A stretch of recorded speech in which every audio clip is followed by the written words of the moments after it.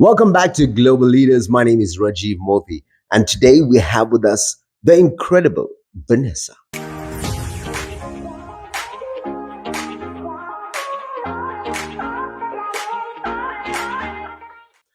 Vanessa, how are you doing today? I'm very well, thank you. And yourself, how are you doing? I am doing fantastic. It's such a pleasure to have you with us. I love that infectious smile, I must say. It's very powerful, and I'm sure a lot of our viewers out there are going to be congratulating you and showing you that love in the chat. But that's what this is about. This is Global Leaders, and you are here for a purpose. You've been doing fantastic work in the community. I had the opportunity of checking out your profile, and thank you so much for sharing some of those highlights with me that I want to share with the viewers. So stay where you are. But firstly, Vanessa, let's get straight into it. Tell us a little bit more about you. Thank you so much, Rajiv. Yes, I'm from Chatsworth, very proudly. I'm the youngest of 6 children. I'm an only girl, so I was never a girly girl. I grew up as a tomboy, but I started my community work at a very young age. And this year, I'm working 34 years in the community. I started my very first project with children, and I've continued since then. So I flag the issues of children. I'm very, very creative. I'm a musician also, so I play music. I love to play pool. So that's what I do in my spare time. I travel a lot throughout South Africa. I work in civil society, immobilizing communities in child protection. I also work for the KZN task team for human trafficking.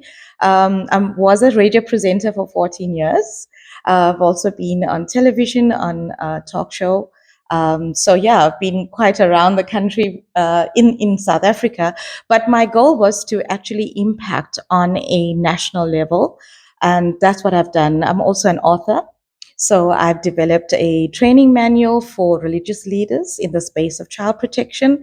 Yes, and so I've just come from Parliament this week. So that has been one of my dreams, to be from Chatsworth, but to go to Parliament and impact on GBV issues.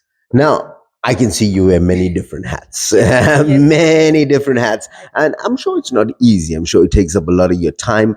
And as you said, coming from humble beginnings, and that's one of the key factors I've noticed on Global Leaders. And that was actually the purpose of Global Leaders. We've had the opportunity of interviewing some of the greatest people in South Africa and abroad, and one of which, you say you play pool, one of which was a pool champion that we're going to be interviewing again, a South African pool champion, and a lady as well, if I may add. But this is what it's all about. It's about highlighting people like yourself who are making a difference, and human trafficking. That's really interesting that we want to touch on today as well.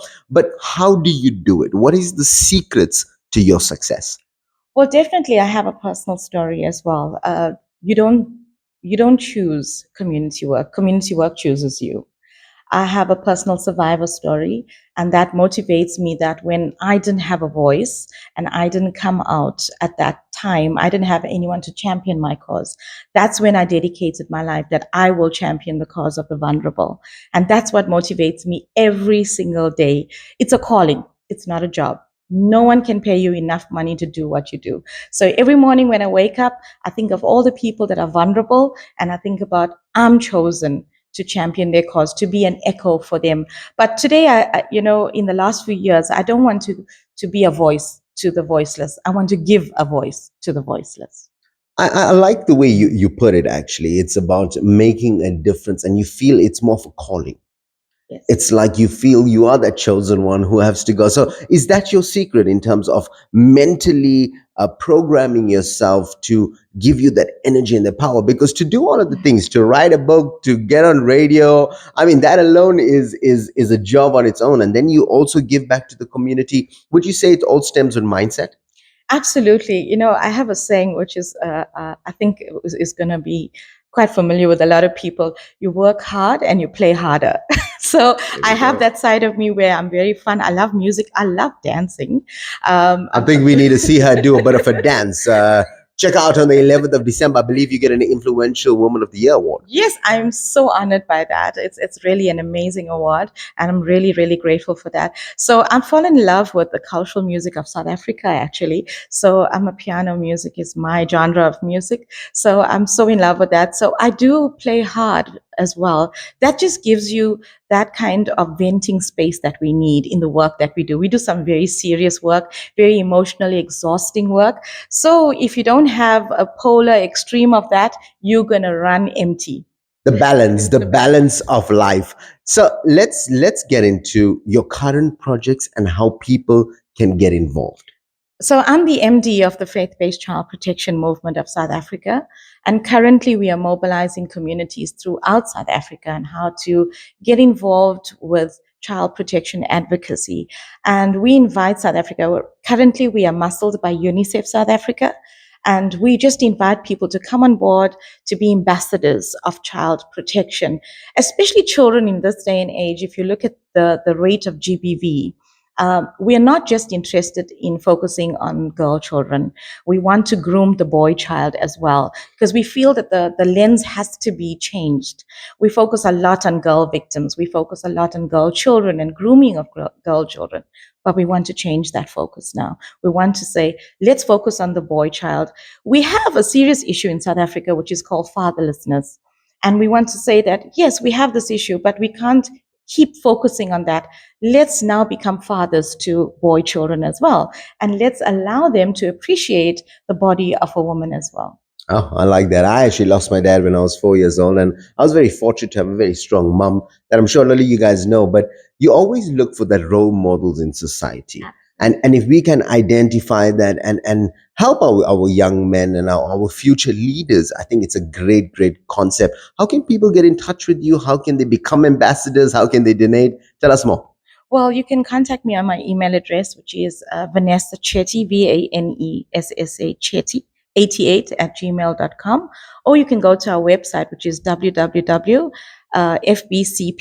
which stands for Faith-Based Child Protection Movement.org. And that's how you can contact us.